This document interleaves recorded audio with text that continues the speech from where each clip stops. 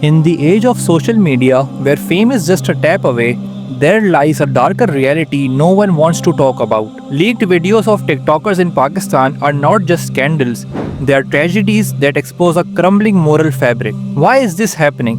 What are the devastating effects, and can we put an end to this madness before it consumes us all? Firstly, we all need to understand the intensity of zina, a major sin that is taken so lightly nowadays. Let's take an example. Does it trigger you when you see two namahrams shaking hands? No, it doesn't, right? Why? Because we are desensitized. Our minds have consumed so much filthy and vulgar content that two namahrams touching each other doesn't trigger us at all. You might be thinking that I'm comparing zina with shaking hands with namahrams. Well, not really. Let me explain. The Quran says, do not go near adultery.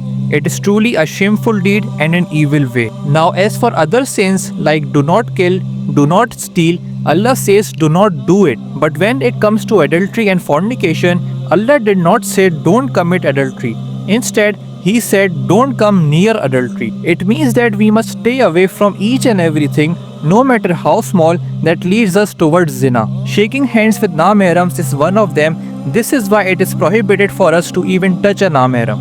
Leaked videos of influencers are a huge concern because not only are they committing zina openly, but they are recording it as well. Whenever a video gets leaked, we see people sharing links and clips of it and are engaged in distributing it further. And when we tell them what they are doing is in itself a sin, we see justifications like she was enjoying it, she deserves it, she's for the streets, etc. Well, no doubt what she did was a major sin and there is no justifying that. But at the same time, engaging in its distribution is basically promoting that evil act as well. This is our problem. We justify one sin with another sin. The fact that we need to seek any justification for our sin and then compare it with another sin is a sign that we realize the act we are doing, that is sharing leaked videos, is a sin as well. So both the influencer and people who share and promote such content are collectively to be blamed for this indecency. تشيع الفاحشة في الذين آمنوا لهم عذاب أليم في الدنيا والآخرة والله يعلم وأنتم لا تعلمون والله يعلم وأنتم لا تعلمون ولولا فضل الله عليكم ورحمته وأن الله رؤوف رحيم.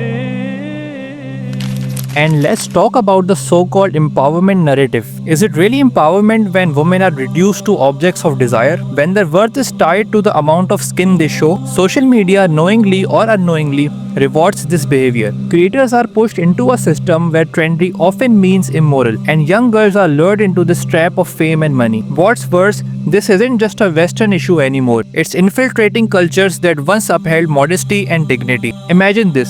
A 13-year-old boy stumbles across a social media video featuring girls in short clothing. What starts as curiosity turns into an addiction. Soon, his perception of women changes, not as individuals with thoughts and feelings, but as objects of entertainment. Now multiply that scenario by millions. This is not just an individual problem, it's a cultural epidemic. In countries like Pakistan, where cultural and religious values emphasize modesty, this wave of immoral content is particularly alarming. The youth are caught between two worlds, the traditional teachings of their elders and the enticing allure of westernized social media trends. The result? A generation experiencing an identity crisis, unsure of who they are or what they stand for. So what is the solution for all this? Change comes from within. We need to change ourselves and stop demanding such immoral content where women are objectified. Even if women objectify themselves, we are to be blamed as well for demanding such inappropriate content. As the saying goes, one wrong doesn't justify another. Stop consuming and sharing leaked content. Hold the line against exploitation by refusing to participate in the culture of humiliation. It is a responsibility of the parents to inculcate Islamic values in their children so when they go out in the world, they can differentiate between right and wrong. The parents must supervise what their children do or consume on social media. Young minds are highly impressionable, and if they are not guided guided properly, they will misuse social media. Teaching daughters to understand their value and importance as laid out by Islam is crucial. Only then we can ensure a culture that runs on dignity and modesty. Moreover, teaching boys that they will be held accountable for their actions becomes significant as well.